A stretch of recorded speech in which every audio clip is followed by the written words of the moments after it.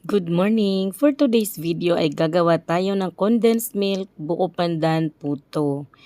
Sobrang konti lang din ang ingredients nito at napakadali lang din pong gawin at talaga namang masarap po talaga yung ganitong flavor ng puto. So kung di nyo pa na-try, try nyo na po ito. So nandyan na po yung 2 cups ng all-purpose flour. Ay actually 1.5 cup lang po yan ng all-purpose flour pala. Tapos naglagay tayo ng 1 tablespoon baking powder, 1 teaspoon ng pandan flavor, 1 tablespoon ng melted margarine, pwede rin pong melted butter or pwede rin po ang coconut oil. Naglagay na rin po ako dyan ng isang pirasong itlog at yung isang lata ng condensed milk. So kung ikaw po ay hindi ganun kahilig sa matamis, pwede na lang pong kalahati ng condensed milk na yan ang ilagay nyo. Kasi matamis talaga kapag ubusin kagaya ng ginawa ko. Ayan, so haluin lang natin mabuti. Maglalagay pa rin po ako dito ng tubig. Kasi kahit po ay liquid naman yung condensed milk ay masyado po siyang malapot. So kailangan po natin dito ng 200 ml na tubig. So ang 200 ml po na tubig ay kulang-kulang 1 cup. Kasi pag 1 cup 250 ml. So 200 ml na tubig. Lalagay natin para maging maganda yung ating mixture.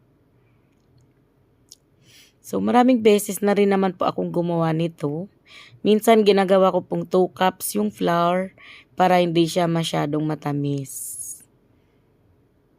Pero ito 1.5 cup lang po yan. Sobrang kunti lang din talaga nito. Siguro magagawa ko nito mga 16 pieces lang na puto.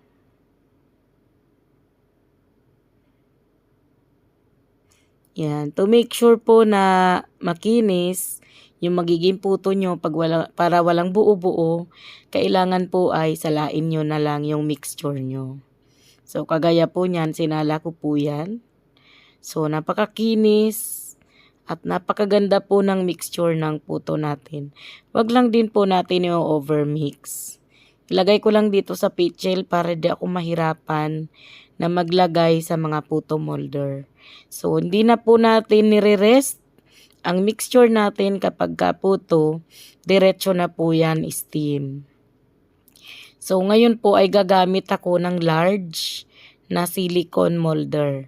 So, yung mga ganitong molder po ay nabibili lang din po ito sa Lazada. Sa pag-steam po ng puto ay binabalot ko po yung takip ng steamer para sure na hindi siya matutuluan. Pero pwede rin namang hindi. Ayan, sa kaserola lang. Tapos 15 minutes po sa induction cooker na nakaset sa steam. So ganyan po. At after 15 minutes, ganito po kaganda ang ating finished product. O diba?